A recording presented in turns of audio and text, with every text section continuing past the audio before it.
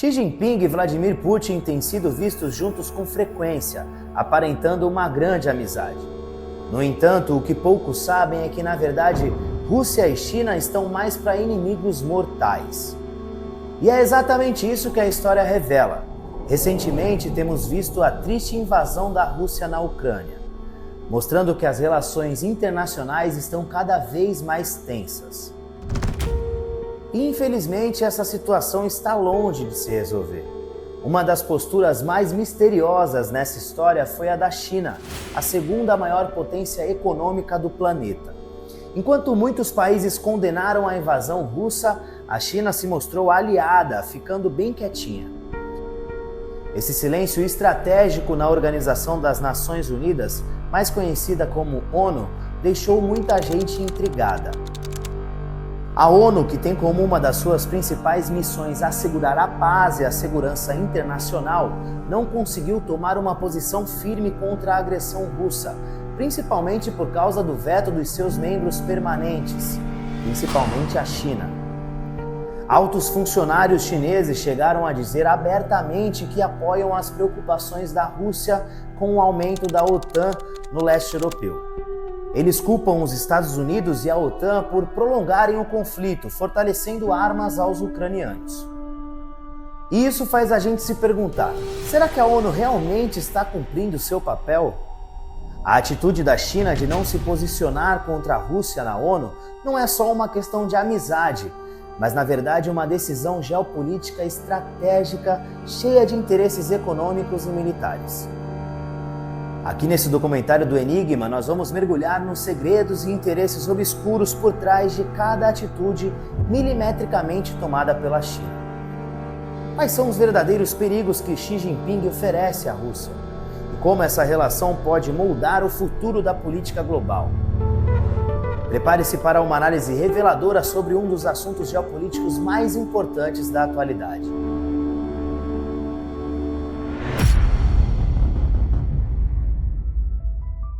Olha só, talvez você não saiba, mas o Conselho de Segurança da ONU é formado por diversos países, mas com apenas 5 posições permanentes com poder absoluto de veto. Essas 5 cadeiras foram definidas décadas atrás pelos países que lutaram e venceram juntos a Segunda Guerra Mundial. Estamos falando dos Estados Unidos, Reino Unido, França, China e, adivinhem só, a Rússia, que na época era a União Soviética. Durante a Segunda Guerra Mundial, de 1939 a 1945, esses países formaram um grupo dos aliados, que se uniram contra as potências do eixo, Alemanha, Itália e Japão, que estavam tentando expandir seus territórios de forma agressiva, principalmente na Europa. Justamente depois da guerra, a Organização das Nações Unidas, ONU, foi criada para manter a paz e a segurança mundial. A formalização oficial ocorreu na Conferência de São Francisco, em 1945, onde representantes de 50 países se reuniram para elaborar e assinar a Carta das Nações Unidas. O esforço conjunto foi feito por diversas nações, mas a iniciativa principal veio das maiores potências vitoriosas da Segunda Guerra Mundial. Na criação da ONU, esses países, incluindo Estados Unidos, Reino Unido, França, China e União Soviética, garantiram para si mesmos lugares permanentes no Conselho de Segurança, com o tal do poder de veto. Embora a República Popular da China seja o membro permanente atual, na época da fundação da ONU, a China era representada pela República Nacionalista, que havia sido derrotada na Guerra Civil Chinesa. E essa história a gente vai explicar mais a fundo em outro documentário aqui do canal. Bom, a República Popular da China só assumiu a cadeira permanente em 1971. Hoje em dia não parece muito lógico pensar que justamente os países que mais disputaram poder pelo mundo nas últimas décadas sejam aqueles com maior poder de veto em uma organização que supostamente deveria manter a paz mundial. E esse desequilíbrio levanta muitas questões sobre a eficácia e a imparcialidade da ONU. A atitude da China de ficar ao lado da Rússia sugere uma espécie de amizade estratégica. A China importa uma quantidade significativa de gás natural da Rússia, e então, nesse momento, o dinheiro parece falar mais alto. É claro que a relação entre o aumento das exportações de energia russas para a China e o financiamento da guerra na Ucrânia é mais complexo do que parece. Mas o que não se pode negar é que, por conta da guerra, a Rússia vem sofrendo diversas sanções, perdendo sua capacidade de exportar petróleo e gás, principalmente para a Europa. E é aí que a China entra em cena. O país é o maior importador mundial de petróleo e a Rússia é um fornecedor importante. Dessa forma, os chineses passaram a importar uma parte relevante de recursos energéticos da Rússia. E isso com certeza tem proporcionado à máquina de guerra russa o dinheiro necessário para continuar a luta contra a Ucrânia. Além disso, existe um histórico de acordos e colaborações entre os dois países que não pode ser ignorado. Por exemplo, em 2013, durante a primeira visita de Xi Jinping à Rússia como presidente, foram assinados vários acordos de cooperação econômica, além do fornecimento de petróleo e gás. A cooperação entre os dois países se estende a áreas como tecnologia nuclear civil, transporte e até mesmo manobras militares conjuntas. Eles também compartilham uma visão comum em questões geopolíticas, frequentemente se opondo à influência dos Estados Unidos e da OTAN em diversas regiões do mundo. É bom também lembrarmos que ao longo da história, russos e chineses tiveram várias brigas por território, resultando em muitos conflitos. Durante a Guerra Fria, por exemplo, os dois países chegaram perto de uma guerra nuclear por causa de disputa de fronteira. Mesmo antes disso, no século XIX, a Rússia imperial tomou grandes pedaços de terra da China. Hoje, essa parceria entre Xi Jinping e Vladimir Putin não apaga esse passado conturbado. Muitos especialistas acreditam que a China representa uma ameaça a longo prazo para a Rússia. O crescimento econômico e militar da China pode facilmente transformar a dinâmica de poder na região. A Rússia, embora ainda seja uma potência territorial na Eurásia, está no meio de uma guerra intensa agora. Esse conflito está custando caro e afundando a economia do país, que já enfrenta sanções pesadas. A inflação está alta e o rúbio desvalorizado. A qualidade de vida da população também está piorando. O futuro é incerto e os custos humanos e econômicos são enormes. Apesar de a Rússia ter feito uma grande reserva de ouro para se manter nesse jogo, ela precisa de ainda mais dinheiro. E a China está ajudando bastante nisso, especialmente agora que as relações comerciais da Rússia com a Europa e o Ocidente estão um pouco complicadas. Uma parte considerável das exportações russas está sendo paga em moeda chinesa, uma tendência que se intensificou desde a invasão da Ucrânia. A cooperação econômica entre os dois países está se tornando cada vez mais crucial para a sobrevivência financeira da Rússia. Diferente do passado da gigantesca União Soviética, que dominava uma vasta extensão do leste europeu com grande poder geopolítico, a Rússia atual enfrenta grandes desafios. Para você ter uma ideia, a influência soviética se estendia desde o Mar Negro até o Mar Báltico, passando pela cadeia montanhosa dos Montes Cárpatos. Hoje, a Rússia lida com a perda de influência e de território, especialmente na região do Mar Negro. Essa área estratégica se tornou um ponto crítico, já que a Rússia procura garantir a segurança de Moscou e dos arredores da capital. A anexação da Crimeia em 2014 é um exemplo de como a Rússia tenta manter a sua presença na região, mas ao custo de sanções internacionais e isolamento diplomático. Além disso, a presença russa na Ásia está enfraquecendo à medida que a China cresce economicamente de forma impressionante. O isolamento da Rússia do resto da Ásia tem sido evidente, com dificuldades em manter sua influência na região. Após o colapso da União Soviética, países como o Cazaquistão e o Uzbequistão, na Ásia Central, começaram a atuar de forma independente e muitas vezes chegaram a desafiar a Rússia, lembrando-se da antiga relação com a União Soviética. Na década de 1970, a União Soviética era a grande potência na Ásia, exercendo controle e influência significativos. No entanto, com o tempo, ela se desintegrou e a China vem surgindo como a nova potência dominante para os países da Ásia Central. A iniciativa do Cinturão e Rota da China é um exemplo claro de como Pequim está expandindo sua influência. Lançada em 2013, essa iniciativa ambiciosa visa conectar a China a dezenas de países por meio de uma rede de infraestrutura que inclui ferrovias, rodovias, portos e oleodutos. A ideia é recriar as antigas rotas comerciais da Rota da Seda, promovendo o comércio e o investimento entre a Ásia, Europa e África. Esse projeto gigantesco está ajudando a China a aumentar sua presença econômica e política na Ásia Central e em outras regiões. Países como o Cazaquistão e o Uzbequistão, que antes estavam sob a influência soviética, agora estão cada vez mais ligados à China por meio desses projetos de infraestrutura. Esses investimentos consolidam a China como o principal parceiro comercial para diversos países, não só na região, mas também no mundo.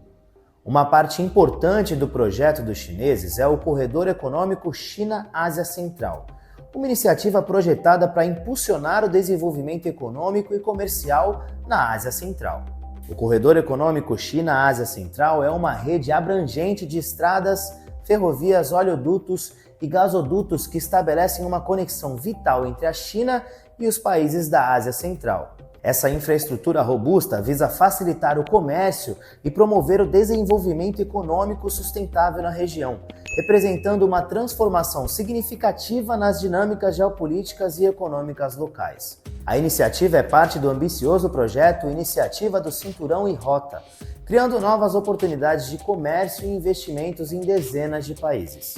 Lembrando que, além de conectar a China à Ásia Central, a iniciativa do Cinturão e Rota se estende à Europa, África e outras partes da Ásia, envolvendo mais de 60 países. Outra consequência importante é a mudança nas exportações desses países, com uma parcela significativa agora indo diretamente para a China. No caso do Uzbequistão, por exemplo, essa mudança foi bem forte. Em 2020, as exportações para a China representaram 22% do total das exportações do Uzbequistão, enquanto as exportações para a Rússia representaram apenas 10,2%. Essa dinâmica também cria desafios significativos para os países da região, que tentam equilibrar suas relações e interesses estratégicos, sem perder sua soberania e o poder de escolha.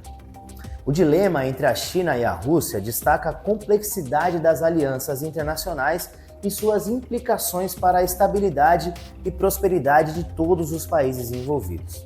Você já deve ter chegado a uma conclusão meio óbvia. Está cada vez mais evidente que essa balança de poder está pendendo para o lado dos chineses.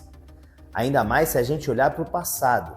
A realidade é que a mudança de poder na Ásia sempre vai apresentar inúmeros desafios, especialmente devido às antigas disputas territoriais na região. Em 1858, a China estava passando por uma fase complicada. A dinastia Qing enfrentava uma série de problemas econômicos e sociais que deixavam o país vulnerável. Aproveitando essa situação, o Império Russo entrou em cena. Primeiro veio o Tratado de Aigun, em 1858.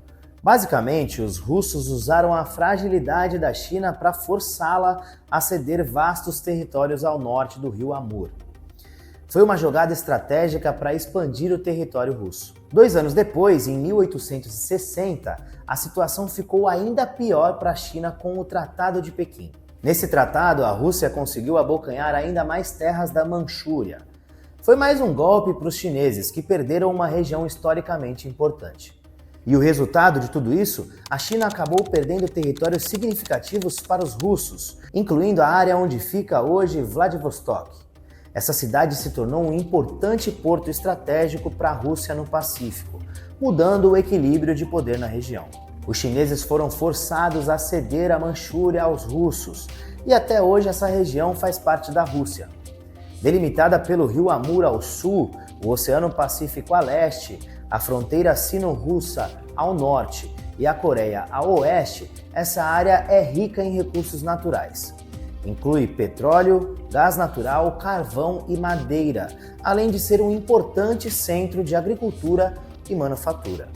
Com a China se tornando cada vez mais poderosa economicamente e militarmente, é possível que nos próximos anos ou décadas os chineses aspirem a recuperar esses territórios, utilizando argumentos semelhantes aos usados pelos russos no passado. Se a Rússia continuar enfrentando problemas econômicos, especialmente devido ao conflito com a Ucrânia, e se tornar cada vez mais dependente economicamente da China, os chineses podem pressionar a Rússia a devolver a Manchúria exterior. A estratégia chinesa poderia envolver ameaças de interromper a compra de energia russa, dado que a economia russa depende fortemente das exportações de energia para a China. Quando a China perdeu esses territórios para a Rússia, o país enfrentava muita pressão externa, incluindo a forte interferência do Império Britânico na costa chinesa, além de revoltas internas. Em um cenário onde a Rússia esteja enfraquecida e a China ainda mais poderosa, a dinâmica de poder na região poderia mudar drasticamente. A China tem uma longa história de conflitos com potências europeias, especialmente durante o que muitos chineses chamam de século de humilhação, entre 1839 e 1949. Esse período foi um verdadeiro pesadelo para a China, com guerras, tratados injustos e ocupações que deixaram o país à mercê de potências estrangeiras. O século de humilhação começou com a Primeira Guerra do Ópio, de 1839 a 1842, quando o Reino Unido derrotou a China e forçou a abertura dos portos chineses ao comércio britânico, além de tomar Hong Kong. Isso foi só o começo. Outras guerras e tratados vieram em seguida, como a Segunda Guerra do Ópio, de 1856 a 1860, envolvendo o Reino Unido e a França, que resultaram em ainda mais concessões territoriais e comerciais. Esse período deixou cicatrizes profundas na China e ainda hoje é um tema sensível. A lembrança dessas humilhações alimenta o desejo de recuperar territórios perdidos e restaurar o prestígio do país, especialmente agora que a China está se tornando uma potência econômica e militar cada vez mais influente.